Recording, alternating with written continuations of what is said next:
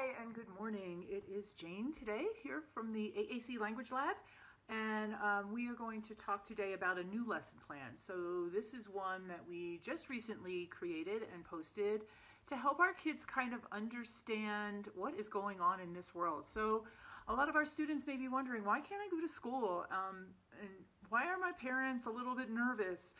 And we wanted to make sure that we gave them ways to express themselves so that they can tell you how they're feeling. So we came up with a lesson plan called We Are Home, and there's a whole variety of tools that you can use in this lesson plan to just get you through the next couple of weeks as we are all at home and quarantined. So one of the things with the lesson plan that we have is a choice board. So this is super simple, and you can totally modify this to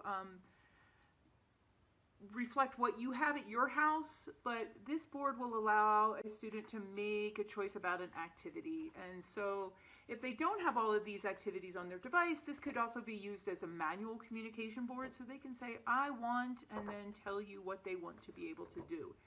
And again, you can change this around to reflect what your family does or what that child is interested in. But this is just an example of a nice way for them to be able to make a choice, have a little bit of control in their lives when everything is so out of control. So the choice board is there for you. Also, thank you to Lori Binko from Lesson Picks. She created this absolutely wonderful visual about social distancing. So it's just a really cute little poster that kind of shows you examples of what social distancing looks like. So it might be one car apart, or an alligator apart, or you would be one table apart. And so there's just these cute little illustrations showing a child how far away they need to be if they're social distancing. So if they are going outside, this gives them that kind of like that idea of how far apart they need to be from friends and family. All right, so that is included with the lesson plan. And then I wrote a little book called We Are Home, and it talks about a variety of different things about, like, why are we home from school? Why can't I go outside? Why can't I see my friends? Why can't I see my grandma? And some of the things that these students are dealing with. And so, you know, here's a couple pages from the book. This one says, we can sing or play or cook. We can even read a book. And then this one is, our teacher has lessons that we need, we can learn, we can read. And so it's trying to be like, put a positive spin on it, like, okay, we're home, but there's lots of cool things that we can do. And so there's going to be like a mention about washing your hands and not touching your face and all the things that we're asking our kids to do and not do. But we're trying to kind of keep it in a way that they're going to understand and that they can relate to. So the storybook is there for you to use, all right? And then we have included an interactive writing template. So I really think it's important that our kids get to tell you how they feel, because, you know, some days they may feel scared, or they may feel sad, or, you know, they may be frustrated. And so this is just a real open-ended, nice little writing template that you can utilize, that they can talk about their feelings. Now, this lesson plan is in stage 1, and stage 1 is for kids that are using single words, but you can use this and modify this lesson plan with kids at whatever level that they are at. So maybe one that is just learning to use their device might just say one thing that makes them sad or one thing that makes them happy. And then other students may get a little bit more into detail. And again, you can utilize this in a gazillion different ways. And so if you watched my Facebook Live yesterday, we talked about the feeling cards, and sometimes we might want to talk about how people make us feel, or how different places make us feel. Like when we go to the movies, how do we feel? We might be excited, or we might be happy. But when we go to the dentist, we may be scared, or we may be sad. So you can utilize this any way that you want. Now, our writing templates for the most part are interactive PDF files, which means if you're supporting a student that's using a communication device that is dedicated and has the ability to do computer emulation, then you can actually use a USB cable, plug that right directly into the computer, and the student can write directly into the writing template. If they don't have that capability, that's fine.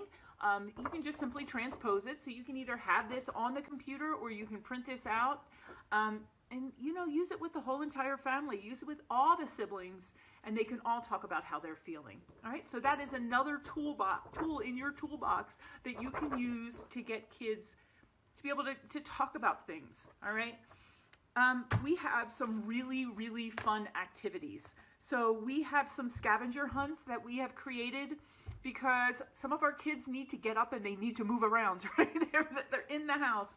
And so we have an outdoor scavenger hunt. So they can go in the yard and they can look for a flower, or they can look for a leaf, or they can look for bugs, or all kinds of things that they might find outside. And I tried to pick really common things that are going to be fun to find. And then make sure that they practice using their vocabulary. Okay, I'm going to do a couple shout outs here. Yes, hello, Deb. Good to see you. And Brenda's here, and Hillary's here, and Sari is here, and who else is over here? And Diana. Thank you guys for coming and watching. This is cool. So not only do they want to look for things on the map, but they want to use their device. Make sure their device is with them so they can say, I can't find that. Or look, there it is. You can utilize all kinds of vocabulary. So just try to think of really common things that they can say over and over again and get them to practice that. All right. Now, if the student maybe is not for sure what to say, please model for them. Show them where those words on their device, so that they can learn how you're using them. And if you model for them, they're going to be much better communicators here. Okay?